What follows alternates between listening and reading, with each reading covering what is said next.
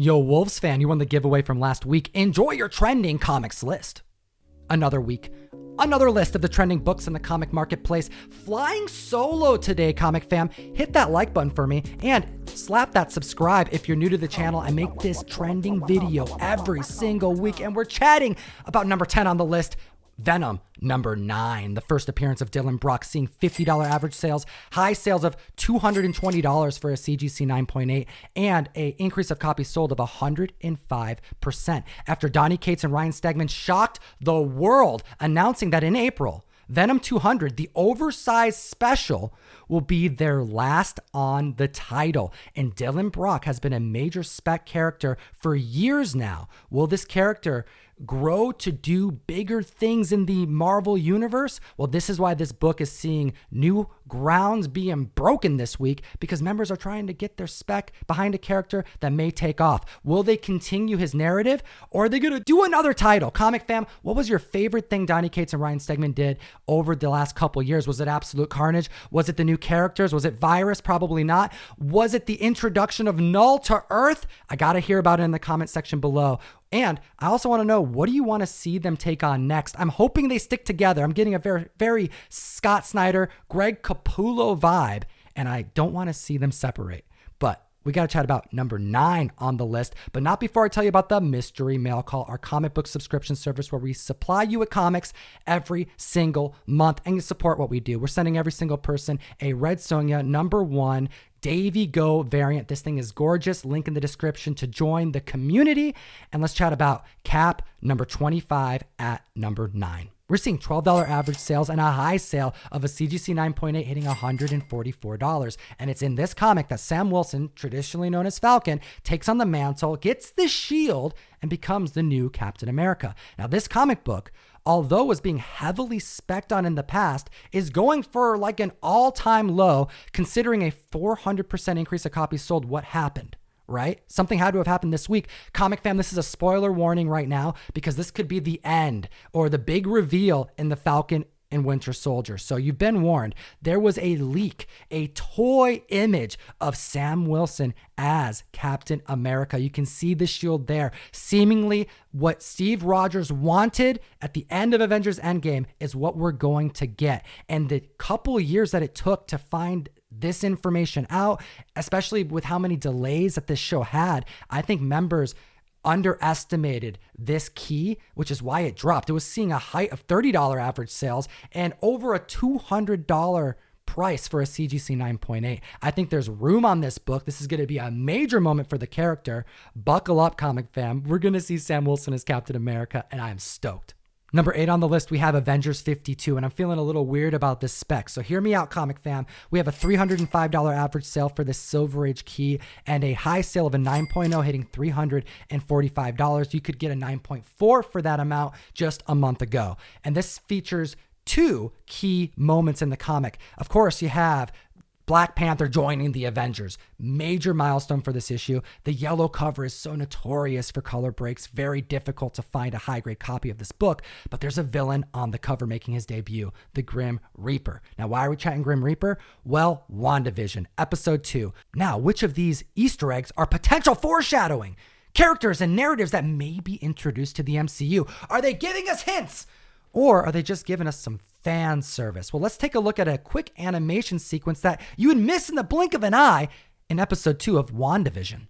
We see a branded milk carton with the name Bova on it and a cow in the center. Clearly a shout out to Bova, the English-speaking cow who played midwife who helped deliver Wanda's twins in the comic book. Yeah, that happened. It's weird, but we're not talking about that today.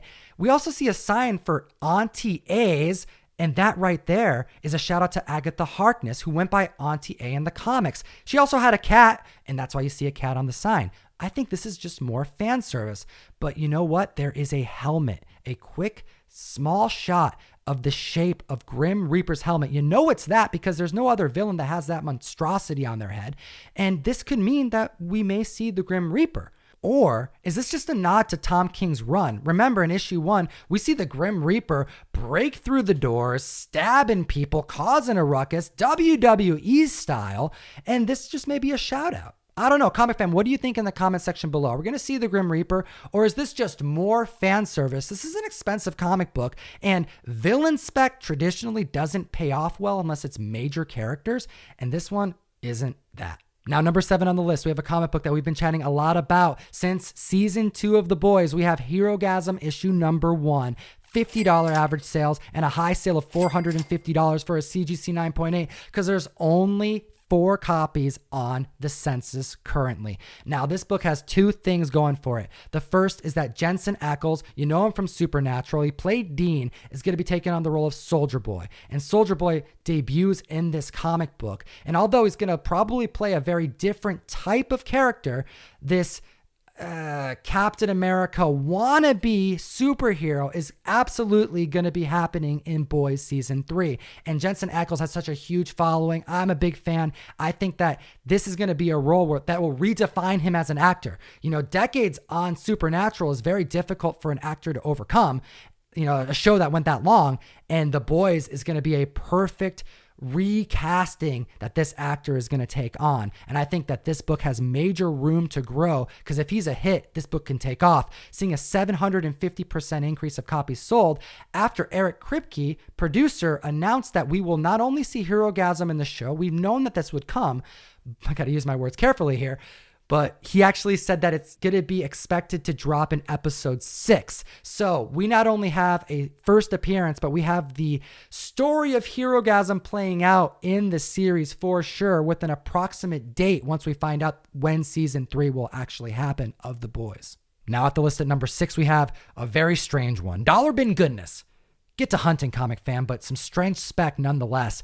We have Slingers issue 0 making the list, hitting $20 average sales, high sales of $35 for a raw copy. This is a comic book that features the debut of the team, the Slingers. 4 characters that are put together and their identities are former personas of Peter Parker, the Amazing Spider-Man.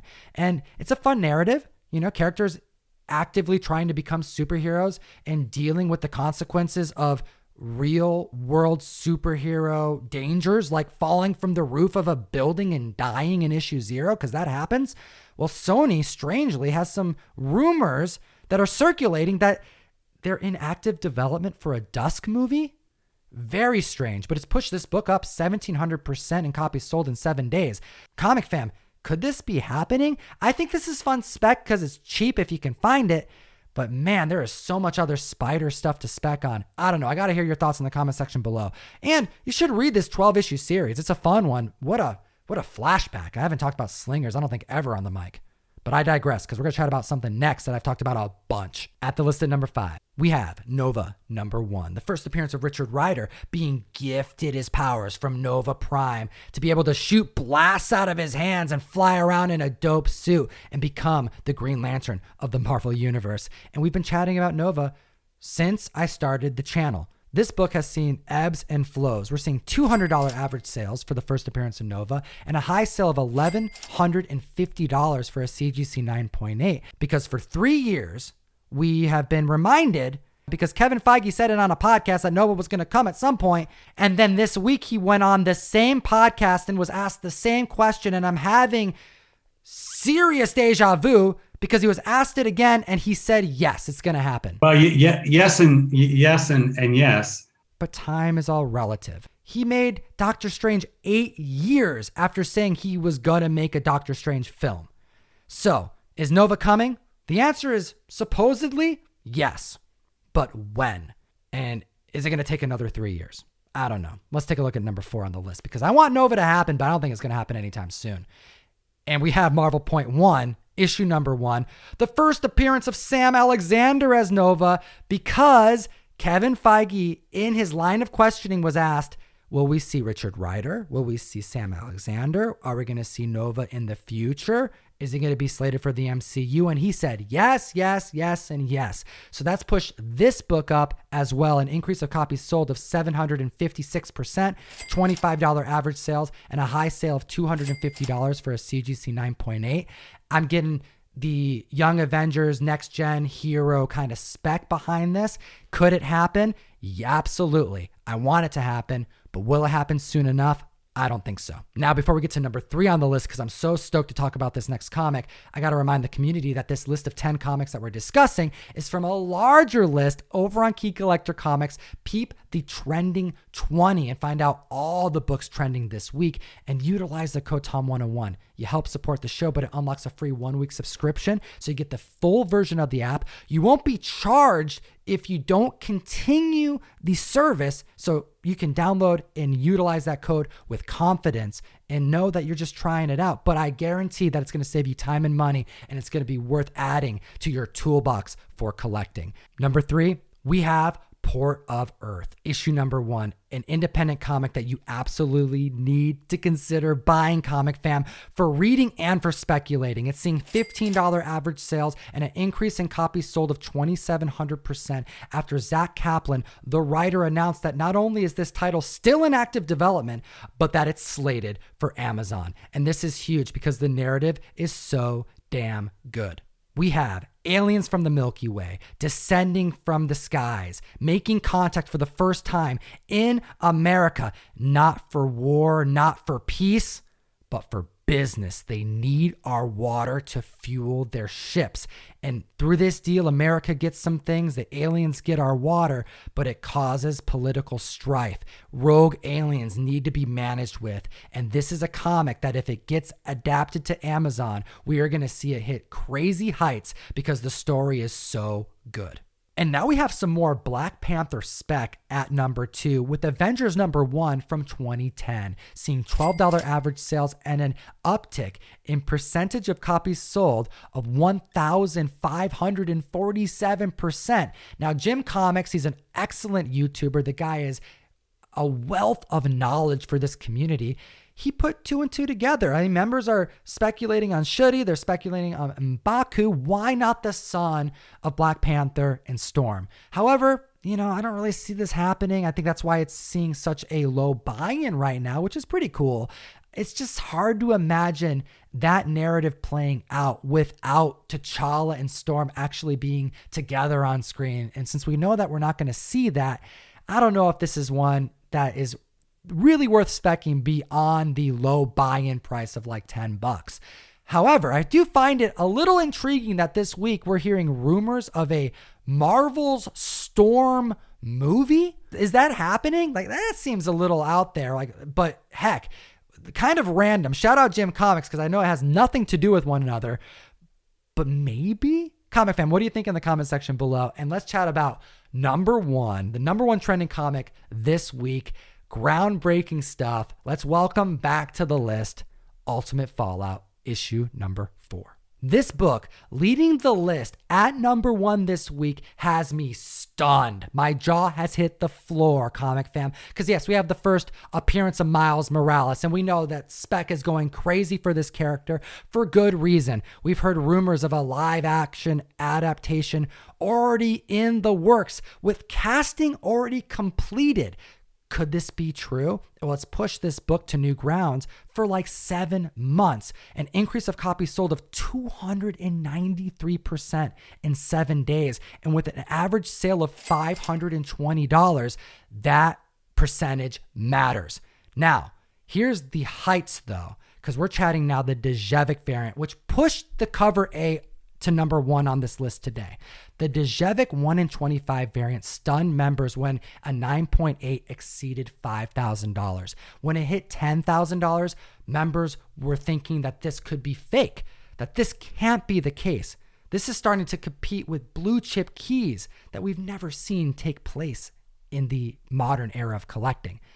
But this week, we see a $13,000 sale, and then followed up by a $14,500 sale for a CGC 9.8. This right here is new era potential happening for comic book collecting. We are seeing gains that are so substantial that we have modern books officially competing with Silver Age keys. Comic fam, I have to know what you think about this in the comment section below. Miles is leading the trending list this week, and I gotta know your thoughts. It'll enter you to win a giveaway. We're sending out a Wolverine number 1 in Kyokli Comic Tom exclusive to a lucky member who comments. And as always, geek responsibly. Enough said. Comic fam, thanks so much for watching this video. We're doing some upgrades to the set. We're getting new equipment, new cameras. So I appreciate your patience. That's why I'm riding solo today. We do have other videos for you to check out. However, one of them may change your life. Like you may just like redefine how you viewed the world. So let's give you a chance to click on one of them and enjoy your weekend.